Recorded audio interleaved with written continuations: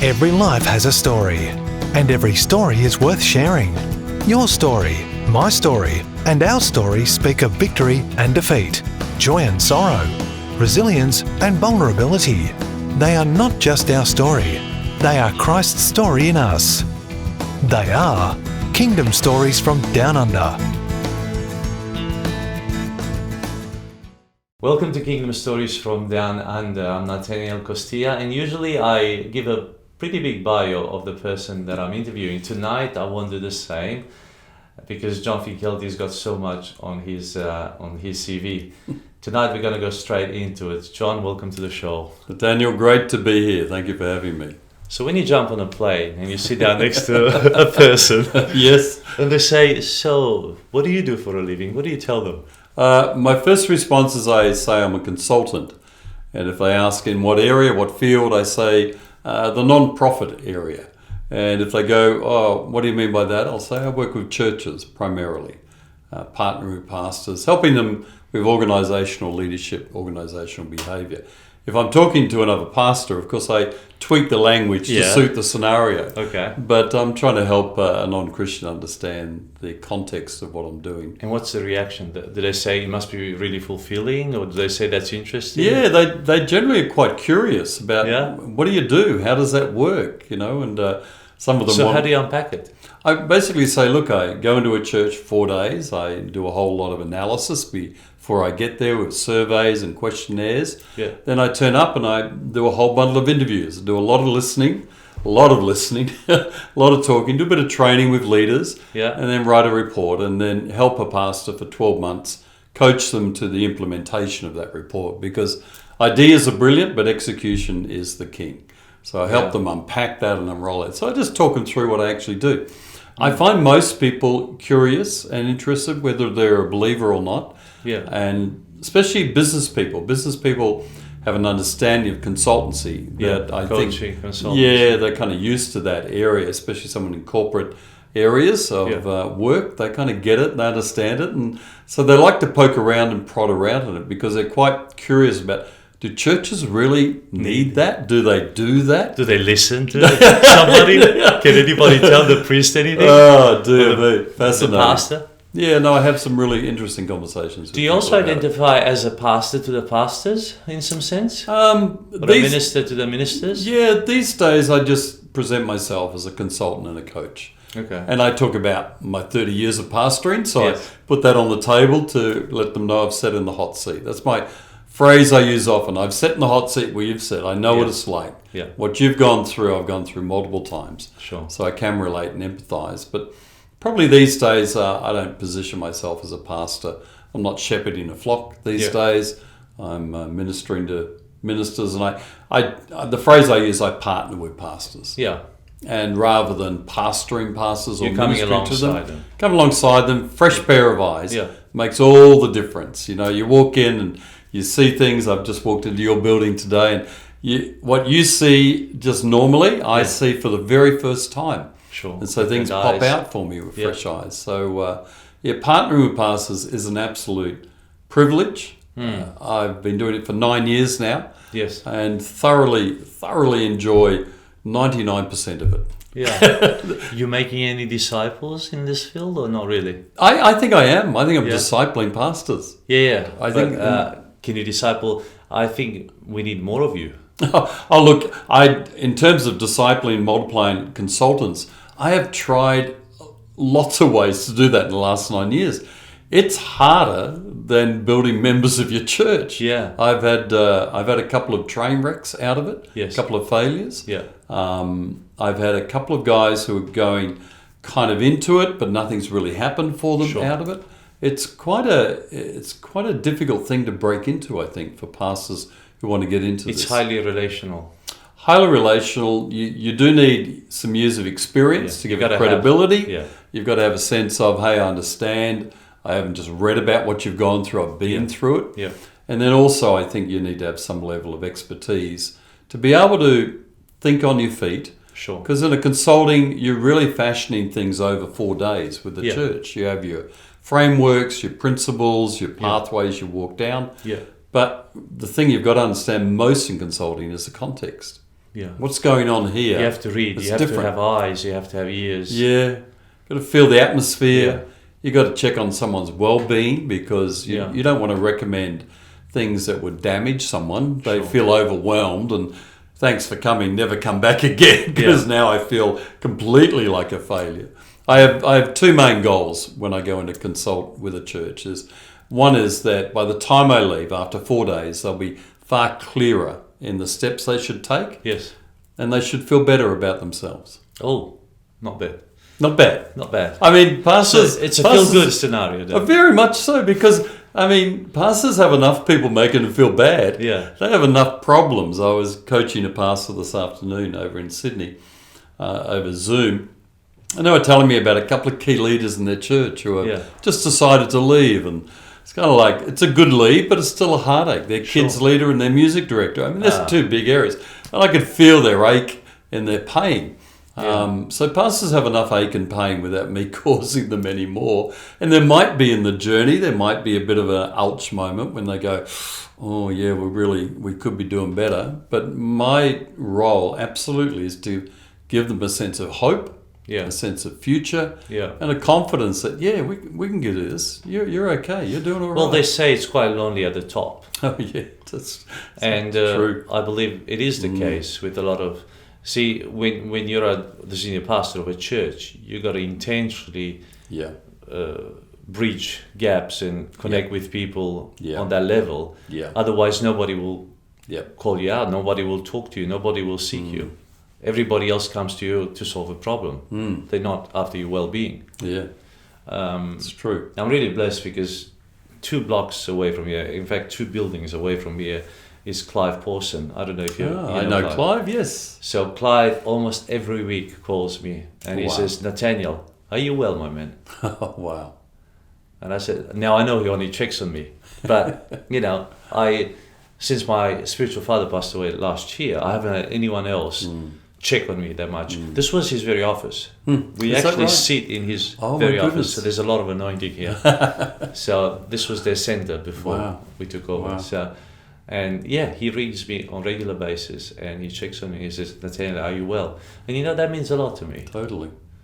I think every leader, every pastor needs someone who cares for them, who looks out for them, who will ask a question and then take the time to listen, to allow people to unpack their hearts.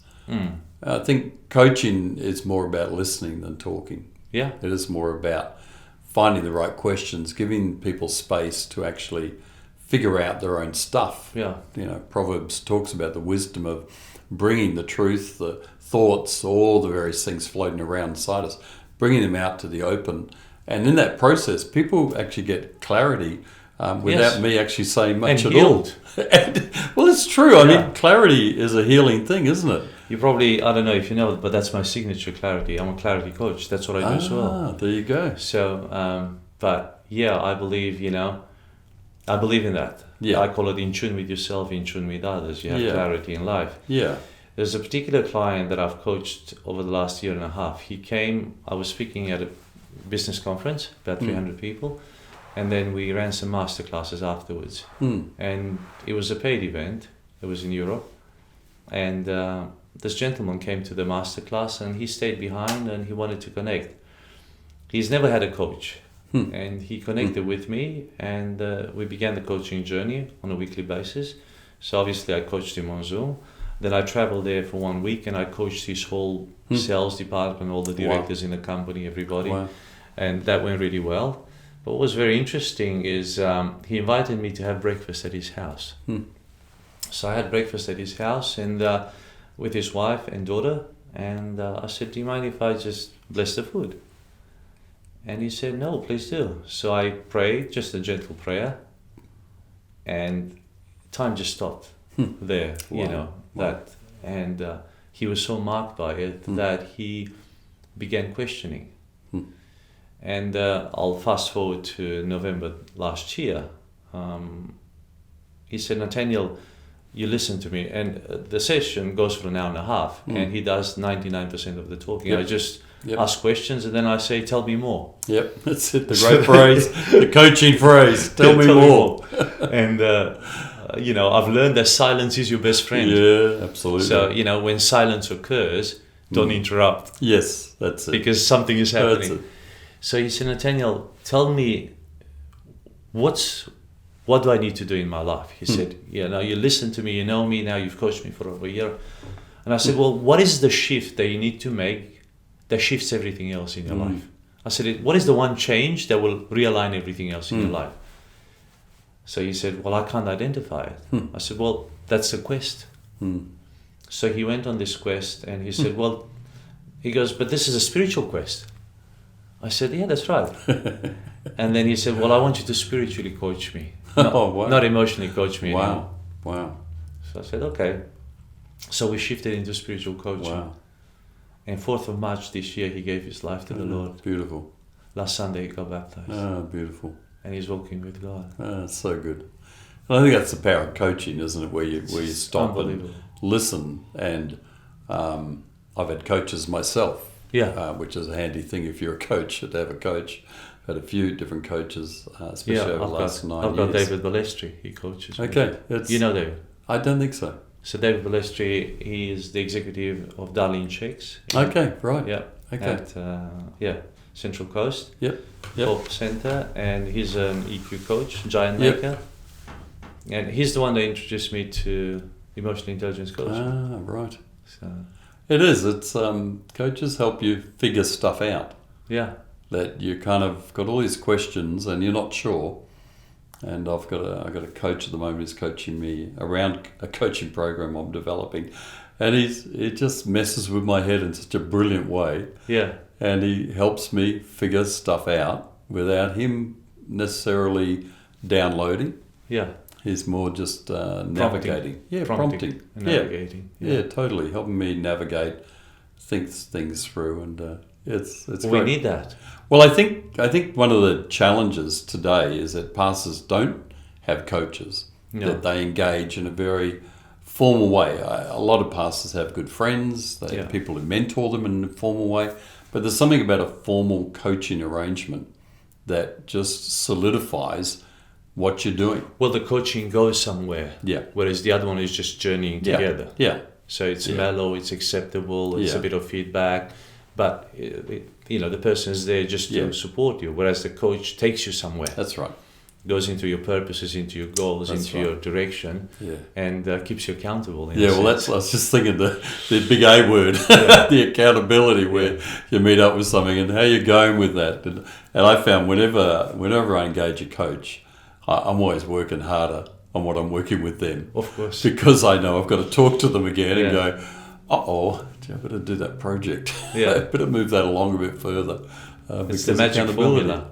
A to B by when. Exactly. Everybody does the A to B well. Yeah. But by when? Give me that deadline, baby. That'll kill me.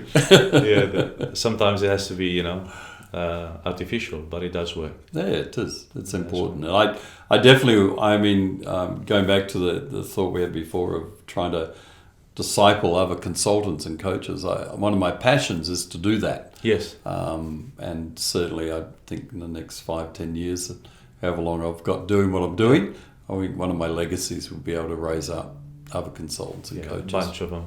Yeah, absolutely. But it's interesting, even with Dave Balestri, who coached me, he said, he came to our church as a consultant. He actually came to Churchlands Christian Fellowship. I was the executive there. John McElroy brought him in as a consultant for the church. And he did the assessments and he did what you would do, but in his own way, in his own style. Sure. And I was so intrigued. I had no knowledge of EQ or emotional intelligence coaching, even though I've done a lot of psychology and philosophy and theology, but it wasn't in that frame. It wasn't brought together. And just on a peppercorn sort of information, it triggers something inside of me. Wow. And he said, Natanael, I coach people. And they spend thousands of dollars with me, and I coach them for a number of years, and hardly any of them run with what I teach them. He said, I didn't even coach you, and you began your practice. And then hired me, and I actually hired 2 coaches. I hired him, and I hired Kirsty Boer. Okay. She's a South African German, very young in the field as well, but she had a master's in positive psychology, and I wanted to understand it from both kind of views. And we actually did gigs in Europe after that together. She was speaking in my gigs. That's how wonderful it was. That's awesome. So, you get guys that you give them only so much of a lifeline, and they run with it. And to others, you give them an avalanche, and they don't even want to swim in it. Yeah, I know. It's strange how people respond with what's available. And I think the challenge for pastors today, and maybe post-COVID we'll see more of this, but the challenge is for pastors to go, you know what, I need some help. Yeah. Put the hand up. I need someone to come alongside me. And I think especially in this post-COVID season, pastors are in dire need of fresh eyes and perspective and help. Well, that's why I wrote the book, and that's why I gave it away. I recommend the book. What did it do to you? Did you manage to read I read it? Yeah, absolutely. Read most of it, and my wife read it. Oh. But I think the thing I liked about the book was it was straight. Yeah, there was no fluffing around. I mean, you've got some powerful things in there, but you're not dying wondering what you think, or how to be a disciple, or how to follow Christ. I think there's some really healthy sort of, I would say, strength in the book. Yeah. Of your heart and your passion to see people follow the Lord, and very practical as well. So it's a great book, and my wife enjoyed it as well. Well, that's a big. I was going to say that's a big tick. I was going to say, what was your wife's view? No, man, my wife Diane really liked the book. It's interesting with most people that I meet. The wife reads the book first. Well, I read it first. That's good. I got into it. I think I started, then she snaffled it, and then went through it, and then I finished it up after. But and also, my wife is not given to flattery. No, she'll say to me, "I like that person." Oh, well, that's good. What about that person? Maybe it's not so much. Yeah, and they're right. That's the problem. I know. It's very helpful when you're pastoring if you listen. Yeah. Your wife will often pick people. Yeah. Don't think so. Okay. Sometimes you wonder how they picked us. Deluded them. It's our good looks, our charm. Maybe, I don't know. But they have strong intuition, and they, I often say at the weddings, when I preach, I say to people, a great helper is somebody who rescues you from yourself. Yes. And I think our wives do that very well. They do. How do pastors understand the consultancy? Because a lot of the times they're not ready to pay for something like this, for this service. Yeah. So what they do is they love you to come along and maybe give you an honorarium at best, but they think that you should do this just because you love them. Yeah. Well, I tried in my first year. I've been working on this 9 years now. We're doing our 10th year. And in my first year, I had a friend who couldn't afford the consultancy. Yeah. It's quite a few $1,000s. So it's deliberately not cheap. Sure. I've made it. It's not inexpensive. It's at a heightened level. It's a high-ticket item. So I said to this friend, look, I'll come and do it for you at no cost. Well, I did that once. I will never do it again because he had very little value on it. Didn't run with it? No, the report, he was kind of, whatever. The coaching, no, I don't think we'll do any follow-up on it. And I think the report disappeared fairly quickly. And he was quite even disinterested in the process. But the strange thing was, he said, look, please come and help me. But once we started, he kind of lost interest very quickly.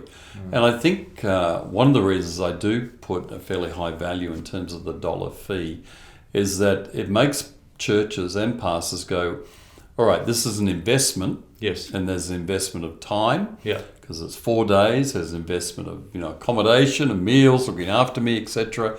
And there's a lot of emotional investment for a pastor to go, look, come and look at everything we're doing. Come and have a look at my baby. Check it all out, top, bottom, left, right, every corner, and help us get out. So I find that when it's pastors... invasive in a way. Oh, it is. Absolutely. It's uncomfortable. Absolutely. So I think when pastors finally come to the decision where, right, I'm going to do it, they're bored and they just sign off on it, they make the deposit on it, and they commit to the dates, then they go full on in. Yeah. And it's quite phenomenal to watch. Yeah. And also about 2 days into the consult, they actually relax. Yes. And they realise he's for us. John's here to help. He's for us. Yeah, he's absolutely. He's gentle, he's kind, he's relaxed. Yeah. I tend to go very cruisy. You know, I'm not kind of at them. Yeah. I'm just kind of relaxing, asking a lot of questions, wanting to understand, and I like having meals, and I enjoy people. I'm not an introvert, and I'm an extrovert, so I enjoy hanging around people. And so you find a couple of days in, they start to relax. By the time I'm writing the report, and they see all the good things that I love about the church and where it's going well and where they could improve, they kind of go, wow. And then what happens is I get most of my consulting business now from referrals. Yes. People talk. And when pastors have something working, same as business people or anyone, when something works, we talk it up. Of course. When something fails, we hide it. And that takes years for word of mouth to spread around. It does. The proof must be in the pudding. That's it. And so these days, it's a lot easier getting new clients and also getting repeat clients. I have one church here in West Australia I've worked with for 9 years. Yeah. They just say, we have you back year in, year out. Yeah. We need you every year. Sharpen us up. Help us. So now they're doing it proactively, not reactively. Absolutely. Yeah, absolutely. What percentage is reactive and what percentage is proactive? I would say to be the old 80-20 rule kicking in there, where 80% of churches are going, we're stuck, something's not working properly, we need some help, we can't find a way through, we're trying a bundle of things. So they're over the bell curve, probably in free fall. If we don't grab it, we'll be not kicking up, we'll be kicking down. Then you have other churches that are doing well, they're actually growing, or there's a sense of good health in the church. Yes. But they've hit a stage of church life. Maybe it's maybe on a Sunday morning, they're getting about 150 people coming. Yeah. And they bump up to 170, then back down to 130. And they can't seem to get through to that 200, 220 zone. Yes. So you find churches, and there'd be a bundle of churches, and that'd be the 20%. Yeah. You feel like we're fine, we're doing well, we feel like we're ticking the boxes, but we know we're going to have to shift gears to get through that next stage of size. Yeah. And as try as they might, it takes a mindset and definitely takes some structural shifts. Yes. And even though there's a lot of information out there, you can find anything on the internet. Sure. Everything I do, you can find on the internet. Absolutely. But it's not together, it's not structured, it's not executable. That's right. And it's also not contextualized. Yeah. So I can go into a scenario and go, well, looking at your context, you're already a church of 300 people if we look at everyone on your list. And given your context, that's actually a really sizable church. So we might be able to get you healthier. I'm not convinced you'll grow. Who knows?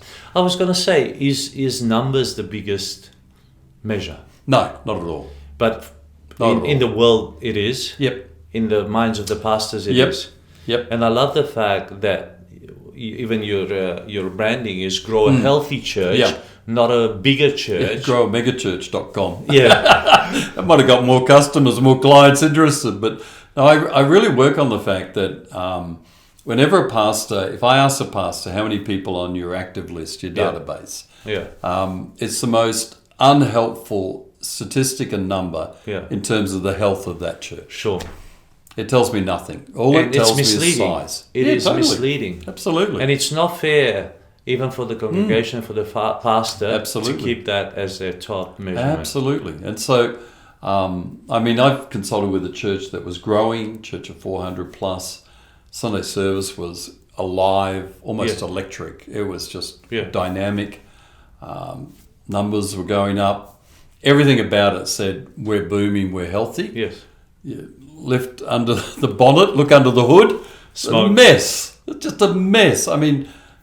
Chaotic, almost toxic in some levels.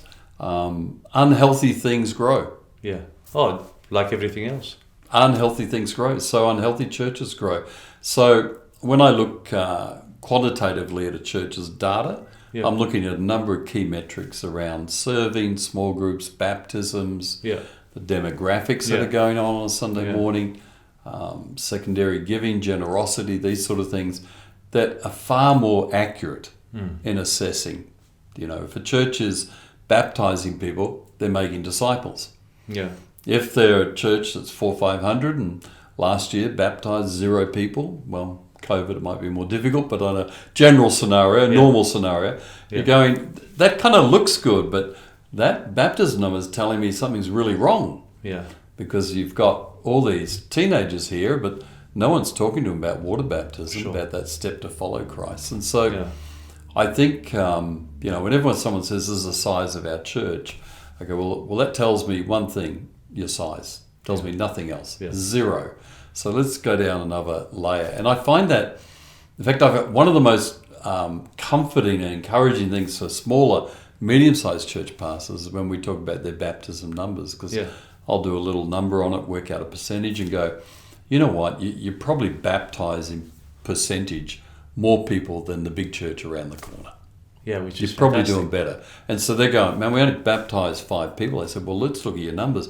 If Actually, you're only 50 people... 50 people, man, you're rocking. Seriously. I mean, that's 10% of your attendance. And they're probably sponsoring 4 or 5 kids in Compassion and possibly, supporting a church in Indonesia and somewhere in the Philippines. Yep, totally. Even if it's only 10 grand a year, but they're probably right in the trenches. It's all relative to your size. Yeah.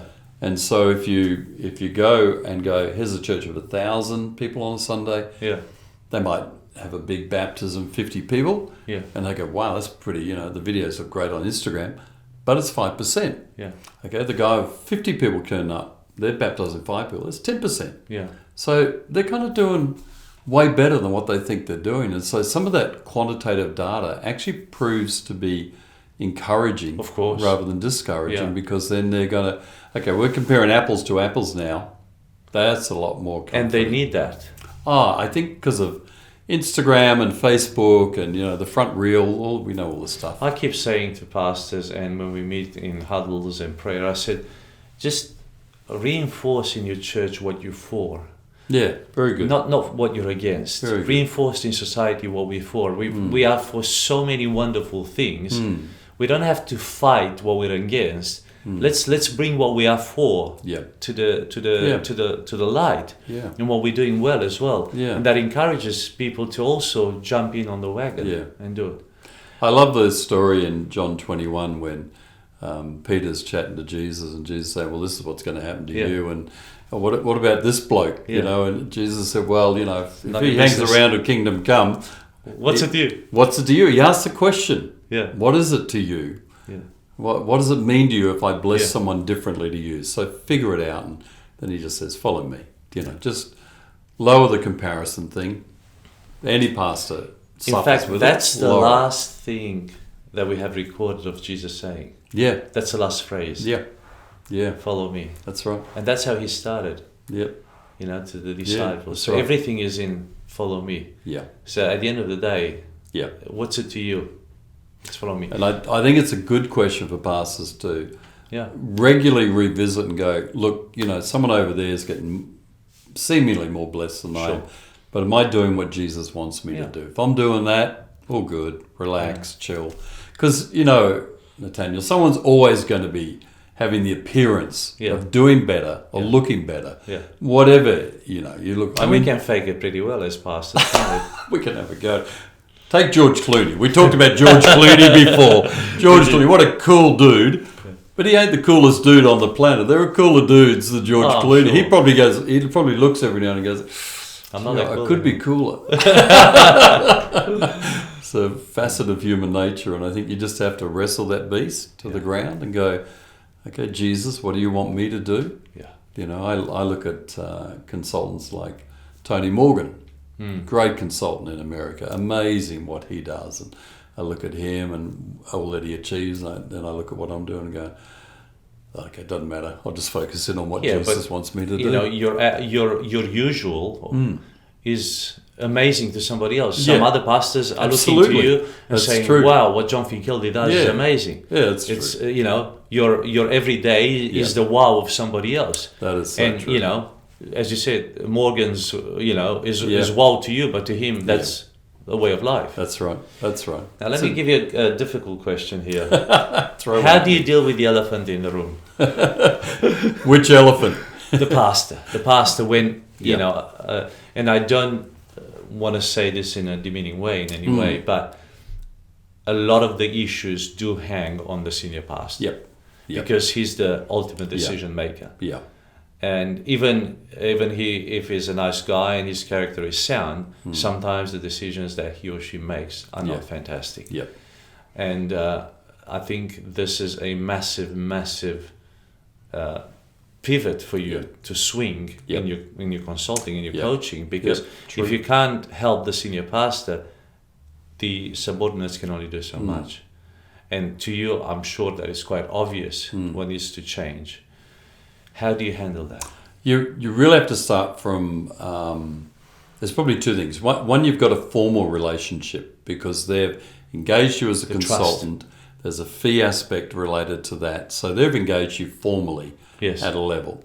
So they've already put a big investment in, which helps them lean in from the start. Secondly, then, the way I'm wired is I want to relationally connect with people. Yes. I don't want to just do a formal, hey, I'm your consultant, you're my client. Kind of some of that language I don't really like to some degree. So you find that relationally, you start to warm the relationship up. Yeah. You just naturally start to find a connection. Sure. And that varies. Some people it's almost instant. There's a chemistry and you connect. Yeah. Other people it takes months. Yeah. So I work on that relational side. And what I find is that if I can win the confidence of the pastor, if I can get them seeing that I'm there for them, I want to give them hope, I want to give them clarity, I want to guide them. I'm not going to give them stuff that doesn't fit their context. Sure. I'm going to tailor it for them. If they grab that, then I find that it flows. And sometimes even surprisingly, they respond really quickly. I had one pastor I was working with, and I thought, I don't think he'll see this interview anyway. I'll share the story. No one will know who it is. And I thought towards the end of the consult, I don't think he's going to really take on board what I'm telling him. Yeah. And I talk with pastors about the sustainability of their lifestyle and the productivity of their ministry. And I give them very practical things about turning their phone off, taking days off, doing exercise, having a hobby, really down-to-earth stuff that you'd be shocked how many pastors don't do it. And I thought, this guy is not going to pay attention to me. He's going to go, thanks, John, and that'll be the end of that. He won't do anything. He had not had a serious holiday for so long. I won't say so long, but it was outrageous. And I said, well, in 3 months, I want you to take a month off. Yes. And then 5 months after that, I want you to take another month off. Yeah. And I thought, there's no way he's going to do this. But I thought I'm going to tell him anyway. Put it in the report. Sure. He did it exactly. Wow. I was shocked. I seriously was. I went home thinking... Maybe he was more regimented. Maybe he needed somebody. I'm not sure, because he thought he was doing really well. Yes. I said, how do you think you're really going? Really well. I said, well, everyone I talk to says you're not. Yeah. All the team I've talked to, your wife is telling me, man, come on. And it's just, I do that gently. Sure. I don't confront them. I'm just kind, gentle. And I never do it in front of other people. It's just a one-on-one. Of course. It's very private. But he just. I went home thinking, well, that's I'm not sure if he'll do the coaching. He was into it. First coaching. Yeah. Got the month booked. I asked him when he got back from them. I said, how are you? He said, you know what? I feel really good. I said, well, there you go. So I think once a pastor sees that they get results. Yes. And one of the aims I have in the first 3 to 6 months is to have some wins. Yes. Something shift. Yes, small but real. And they go, okay, wow. Especially men. Men they build on success. They build on ticking boxes. Look after the ego and working it. And you know what I find is the second, third year of consulting is when it really kicks. Yeah. Because they've got a bit of confidence now what we're doing. They've started to roll some things along. And the traction the second and third year, it's remarkable to watch. That's why it's important for them to stay on the journey. I think so. Because the growth comes later. It's not in the first year. In the first year, is only realignment. That's true. Chopping old habits. That's true. Yeah. But I have had pastors who won't budge as well. Not everyone kind of yields to what I think is wisdom. But I have some pastors who budge and they go, oh, thanks, and I'll work with them for a year, and then we're done. Thank you. Yeah. Okay. All right. Well, some of them will get it, and maybe they can run with it themselves. Yeah. I mean, I say to some of the guys, even to some of my clients, I said, look, I've coached you for 6 months. You know the questions. You can coach yourself. Just write it down or talk to yourself, you know. Yeah. And they say, you're right, Natanael, I can, but once a month I still want to connect. Yeah. You know? Yeah. Because what happens is they don't do it. Yeah. That's they right. can do it, That's right. but they don't do it. Yeah. And it's a small investment. You know, I'll come back to price because I think this is the biggest hurdle that you are facing with and most coaches are facing with. And I say to people, how much do mistakes cost you? Great question. How much was the last mistake? Last weekend mistake, how much was it? I just coached a client recently, not like very, very recently. And that last week's mistake was $4,000. Wow. Wow. We quantified it. We went through everything. Yep. Just one missed decision, it was worth $4,000. Yeah. Now you can get, let's say even at $200 a coaching, which is not a lot, but it just average maybe $250. Yep. That's 20 sessions. That's half that's almost a year's worth of coaching. That's right. You know? That's right. How many mistakes could you avoid by having someone to just bounce ideas off? Yeah. It's so priceless. True. So true. It's priceless. People don't realize. Yeah. I've saved clients. A client came to me and he said, Natanael, last month you saved me 80,000 euros. 80,000 euros. I said, how? He said, I can't tell you how. But just by talking to you, I saved 80,000 euros. So basically, you're hired for the next 2 years, 3 years, you know. And that's, you know, the value that we bring, if they can quantify the value. And then you can't put a value on the fact that this man will probably live an extra 5 years because you told him to have a couple of months off. Yep. And you gave his wife a husband. Yes, and absolutely. his kids a father. Absolutely. There's no monetary absolutely attachment to that. It's invaluable, you know. And he's become a real fan now, to be honest. He's having me back this year for the third time because it has. And you're right, his wife is going, this is wonderful. Keep having John back because you're right, I get a husband. I mean, I help churches with their secondary giving programs, building and missions. And have seen remarkable shifts in income to churches just by helping them do a program, getting it up to a good level of elegance and sophistication, and also an elegance of spirituality and making disciples in your church. Packing it gently, absolutely, nicely. Totally. And I've seen one church I was working with, their missions annual pledge was about $25,000. Yeah. And they were meeting in the first few months. They went to $100,000 in 1 year. Yeah. Just like that. I said, man, I should have charged a commission for that. Should have got a tithe on that. Yeah. But it's to me, that's a phenomenal joy for me. Sure. But also a joy for them to go, you know what, it's not a fee they're giving me. It's an investment. Yeah. And they'll get that back in spades. Oh. Absolutely, every single time. So Apostle John Kelly, who's also one of my spiritual dads, he said to me, Natanael, if you don't have a spiritual father or a coach, he said, buy yourself one. Yeah. And I said, what do you mean buy yourself one? He said, well, with spiritual fathers, it's not like with coaches, he said to me, Natanael. He said, you buy them lunch, you buy them coffee, you take them on a day trip, you look after them because they invest in your life. Totally. Have people, he goes, never, always pay for them. Yeah.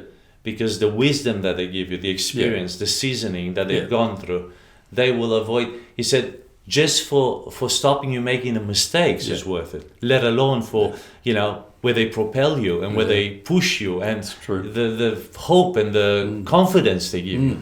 It's just amazing. It is. It is that ability, I think, to give people an assurance. Yeah. So where did it all start for you? Where did you grow up, John? Grew up here in Perth. Oh, Perth, born and bred, in Subiaco, King Edward Hospital. Nice.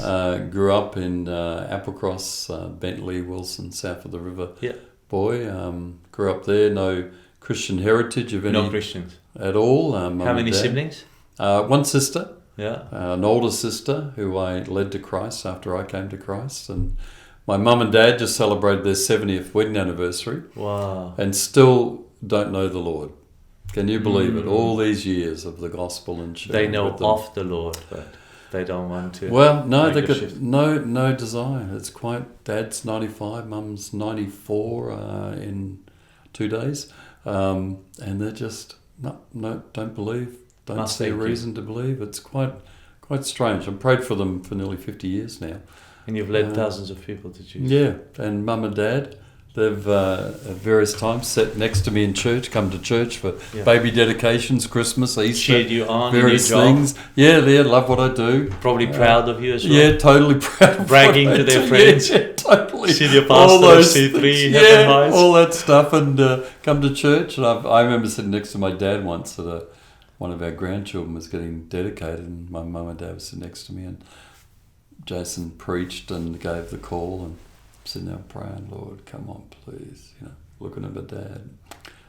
Zero. And we've had opportunities in the last couple of years as they're getting close to their end of days to pray with them, pray for them, talk to them. Mm. But my mum would just say, no, I don't believe, I don't think there's a God, I don't think there's a reason, which I think at 94, I think I'd be taken out of the fire insurance. It's amazing. Anyway, grew up here in Perth and came. Hopefully, just before you move on, hopefully God will do His wonders. I'm trusting that somewhere along the way, before they do, they'll just reach out to Jesus and cry out to Him. My dad's got a softer heart than my mum. My mum's just settled, but I think Dad's got. I think if one of them does it, the other one. Yeah, I think so. There's too much, connection there, too much trust in one another. Yeah, totally. They wouldn't want to be separated. Totally. Yeah, they're beautiful people. Came to Christ when I was 19, did the whole hippie thing back in the 60s and all that sort of stuff. How did you come to Jesus? Well, I was living in a house in Subiaco, a bunch of hippies living there. Were you into surfing more or skating? Yeah, surfing. Yeah, kind of surfing, hanging out. Marijuana? No, the one thing I never did that all my friends did, I never did drugs. Not once. It's not too late. I reckon I was the only hippie in Perth who never took drugs. I'm glad I didn't. Just smoking and drinking? A little bit of smoking, mainly drinking, but we're real into vegetarianism, Buddhism and meditation and Hare Krishna and into a lot of spirituality, occult stuff, everything. Then one of the girls in the house... But it awoke the senses, the spiritual senses. Look, if I'd run into a real decent chaplain in our high school at 15, I would have come to Christ like that. Yeah. I was desperate. Yeah. Absolutely desperate at 15, 16. There's got to be something more than this. Yeah. It has to be God, whoever Isn't that just a beautiful age? It is. The mid-teens? It's terribly confusing and dark if you don't know Jesus. Yeah. I found it a real struggle and quite depressed and suicidal at times because just didn't have any hope. Had no light. It was just, what's the point? At 16, 17, if there's no purpose, what's the point of growing up, marrying, having a mortgage, kids? Why? So you were always a thinker. I think I was in my mid-teens. I hit a zone of I really want to work stuff out. Stuff doesn't make sense. If this is just it, I'm finished. I might as well die now because I don't want to just live a life that meanders. I really want to have some sense of purpose. Yeah, meaning. Yeah. Wow. So there were 6 of us in this house, my sister and I and 4 others, and the other girl in the house, a backslidden Christian. She came back to Christ. Yeah. And then she led another guy in the house to Christ. Then she led one of my best friends to Christ. And when he told me he'd become a Christian, my first words to him were, so you're telling me that Gandhi went to hell? Is that what you're telling me? That's my first words of encouragement to him.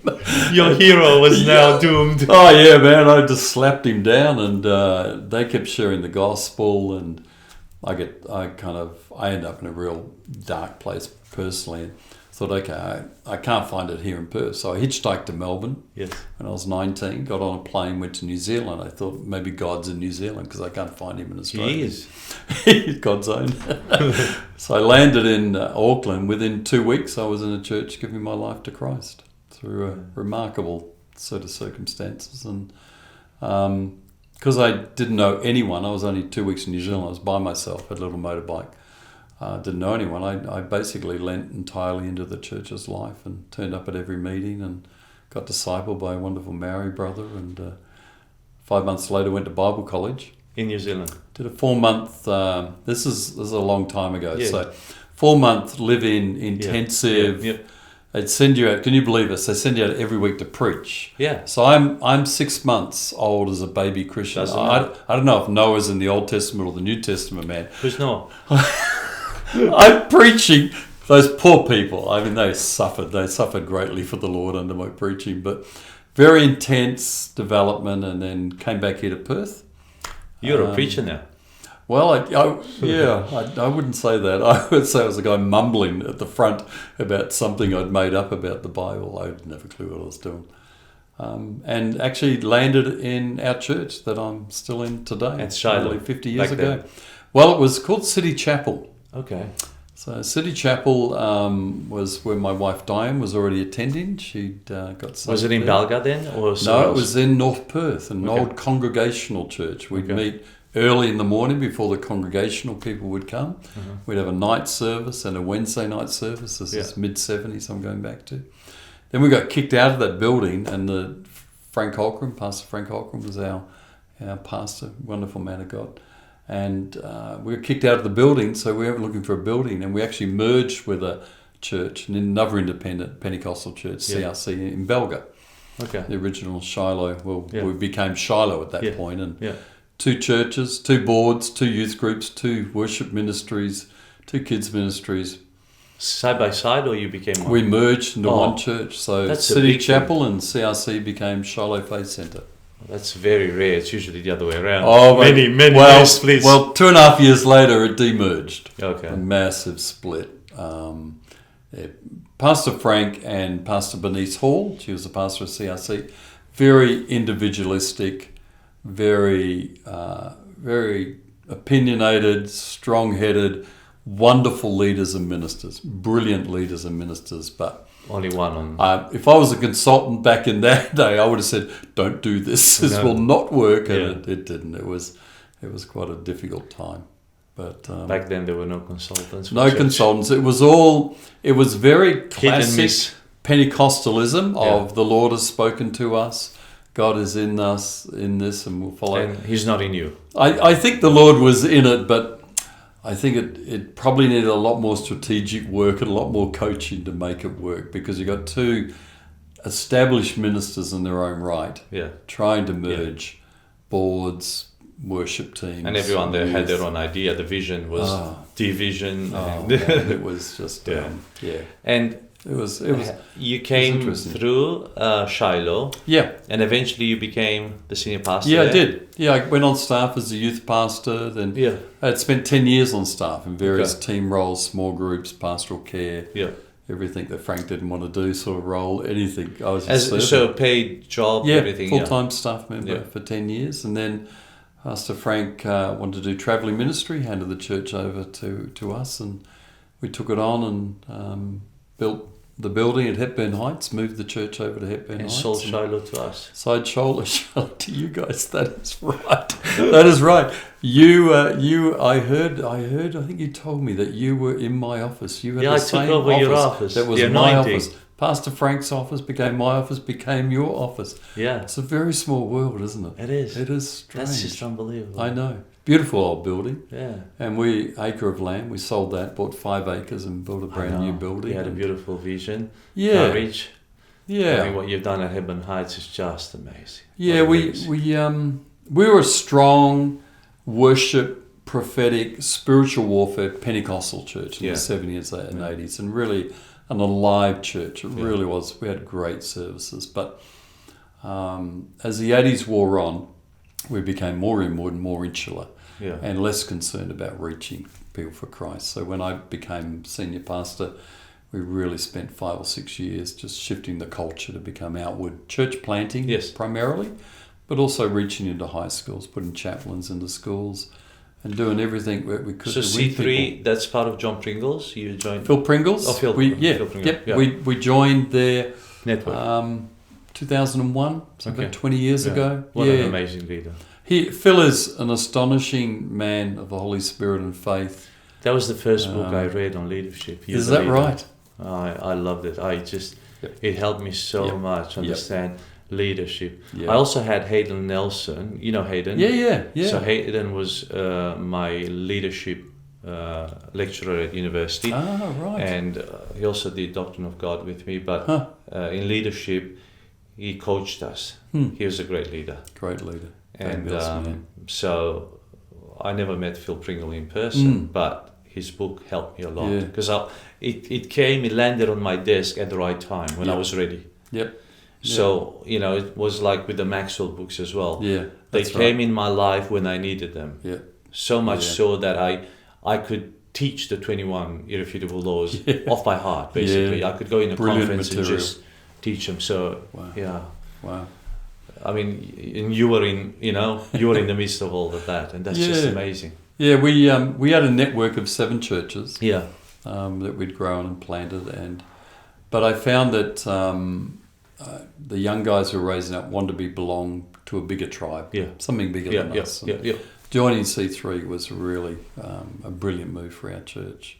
Well, you had connection over east as well. Yeah. You could cross. Yeah, it was. It's been a brilliant move for our church, and handed the church over 9 years ago, and now we're into our 3rd generation of senior leadership. Family-wise, you have 2 wife, children? 2 children. Yes, and grandchildren now. 4 grandsons. Oh, beautiful. Both of my children have given me 2 grandsons each, and they're unfortunately not going to give me a princess. They've said, "That's it, Dad, no more." Boys.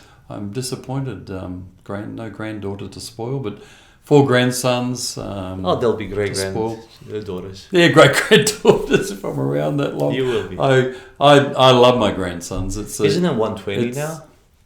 Wasn't it after the flood? 120. Well, my dad's 95, and I'm not sure I want to live to 95. My dad is fading, and I think I'll check out before then. I think it'd be my desire, up to the Lord.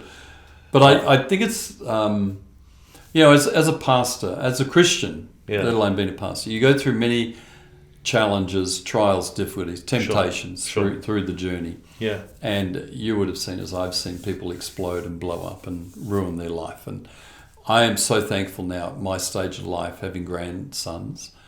I call it the golden years. Yeah. Where you can enjoy it. You can enjoy the legacy, the fruit. Yeah. Grandsons, they're loving, they're kind, they're thoughtful. They love being with me because I pay for everything, and whatever they want, they can have. Yeah. It's not a problem. But it's the golden years, and I thought, over the years, you can be tempted with adultery, you can be tempted with taking your own life, you can be tempted to throw it all away, walk away from God, do the whole thing. Yep, absolutely. You get offended and hurt and disappointed, and of course you will. Just in life you will. But to actually get the other side of that and go, you know what? Thank goodness, the grace of God, the goodness of God, the strength of God that He's given me to get through. And now I get to have this glorious season of helping pastors, enjoying my family life. It's just I don't know. Stress-free in a sense. You choose your hours, you choose how much work you take on. Absolutely. You don't depend on that income alone. You're not striving. Yeah. You don't have to please a board or a congregation or, Sounds good, doesn't it? Yeah. Well, in our case here, because we run a business, so I run a business, so I don't depend on the church to pay for my wage and salary. Then I'm not that stressed or attached, or it's not church dependent. Yeah. So the ministry is something that I do with joy. Yeah. And when I talk to certain pastors, and probably I mentioned this to you, for me to lead a church, a small church, it's not difficult. I don't find it difficult. Yep. Some people are snowed under and they go, how can you do this? And I think, man, if you ran a business, you'd be doing this with your eyes closed. Yeah. I mean, true. Running a church, but the admin side is very simple. The finance side is simple. The personal side is the most difficult. Yeah. Even the preaching is not that difficult. Yeah. Yep. Do you know what I mean? So we have to deal with people, but we know that. But in the business world, you have to deal with people if you're in customer service, or true. If you're a service provider. So then, really, why is it so difficult? I mean, why do we become pastors if pastoring is so difficult to do? I remind pastors sometimes that there's actual aspects of the pastoral lifestyle that are really good. Yeah, you're pretty well your own boss. You are, and if you have just a few staff, unless you've got a large church or a lot of staff, If you've got a few staff, then you can work around. You can work your own hours to a great degree, and you can set your stress levels. Now that I think the burden spiritually of doing it, that is another significant. That's of the course. deal. And I think that's the shift I've felt. I feel way less burdened. Yes. Than the when heaviness. I was leading the church. You do. You carry people on your heart. Of course. And you don't, as a consultant, you care, you love, you help, but it's not the same level. Well, it's not yours. Yeah. You're helping someone else carry their own load. You're not actually carrying it for them. That's a good way to put it, actually. Yeah, you're lifting them up to carry the weight. That's right.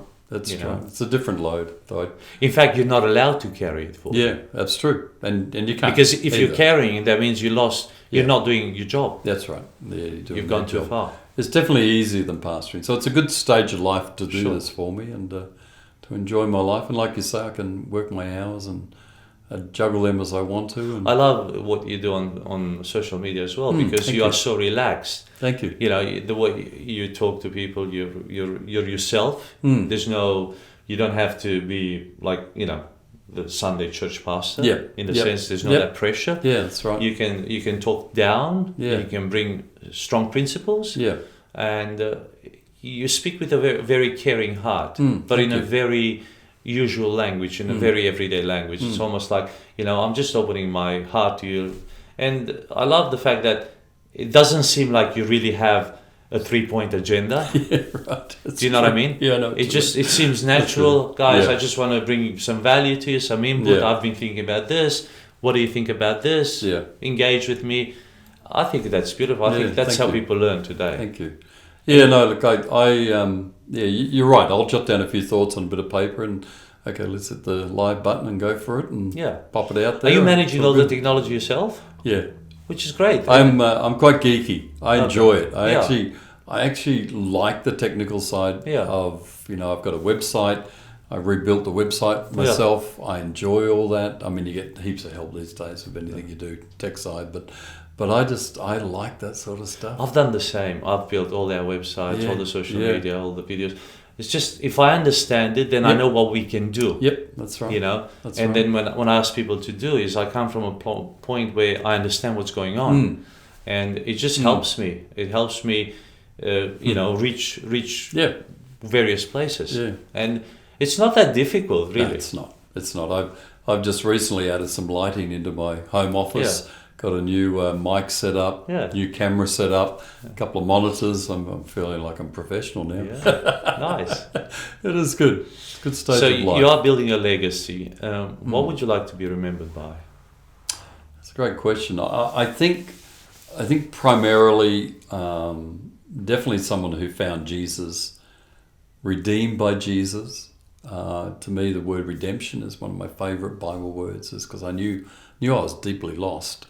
So to be found by Christ. So I think in terms of following Jesus, to be a redeemed person. I think to be a husband, a father, a grandfather. I want my wife, whether she outlives me or not, or my children, my grandchildren, great-grandchildren that you say I'm going to have, that I want to be remembered with fondness as being a kind, generous, fun, godly person, a mix of that. And then I think in the church world, someone who helped pastors do better, someone who loved pastors, helped pastors, resource pastors, help them with the things that were important to help them with. Yeah. I love the fact that I've had the privilege, not every pastor has this privilege, I've had the privilege of being in a church, lead a church at a stage where we need to build a new building. Yeah. Not everyone gets that opportunity. No. And that's okay, that's fine. But I had that opportunity and was able to be in that community, because it's a community thing, it's never just me. Building that building as a community, to me that building is a legacy. Of course. But it's a legacy of that generation that did it in our church. And they're still there. Yeah. Still a bunch of them there. It's wonderful. Well, you identify with that every time you go, even the suburb, the name, everything stands. Yeah. It's ingrained into your blood, into your DNA now. Yeah. It's part of you. There's a few things. You're a builder. But, we're all going to get forgotten eventually. But the fact, I always fascinate over history that, you see a few statues around the city, Alexander Forrest or John Forrest. Yes. But you think all the thousands and hundreds of thousands of people who've lived in Perth who are not remembered anymore, and I'll be one of them. But, you know, the fact is that eternity will be a long time to enjoy and But you've got relish. books and other bits and pieces. That will outlive you. Yeah. I don't think I'll be as in Spurgeon's league where people are reading my sermons 100 years afterwards. Absolutely right. But even if your grandkids read it and your great-grandchildren read it, that's enough for you. That's right. They'll know, and they definitely know. Talking to my eldest grandson recently about baptism and doing a bit of discipling with him was a real joy. He started attending the youth ministry that I used to go to. Wow. When I was a young guy. That is legacy. That is an unbelievable privilege. I feel deeply just to see blessed just to see that. Yeah, that's just, Well, your commitment to the cause of Christ and perseverance does pay off. Obviously in eternity, but it's nice when God gives us the gift to seeing it. Yeah. Here. I think it's a privilege. I think you're right. I think it's a gift. Yeah. I just feel extremely privileged. Because most of the stuff you don't actually see the benefits. True. Absolutely. But he does give us a little bit of glimpse. Just enough to keep us going so we don't blow up. Get to eternity. I'm looking forward to the next life. Thank you so much for joining us and just Natanael. sharing. Thank you for having me. Well, there you heard it. John Finkelde, a mighty, mighty warrior of God, consultant, pastor to pastors, but most so a father and a husband, grandpa, and hopefully soon a great-grandpa. Do share this beautiful content with other people. Tell them about Kingdom Stories from Down Under. Send us some feedback. Write some comments. Give us 5 stars on Apple Podcast so we can share this and distribute this even further. Only if you genuinely like this show.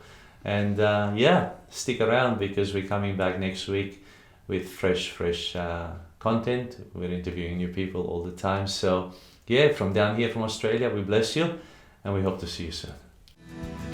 Thank you for joining us on Kingdom Stories from Down Under. We'd love it if you would subscribe, rate, and share these stories with your wider community. And remember, every story is worth sharing, including yours.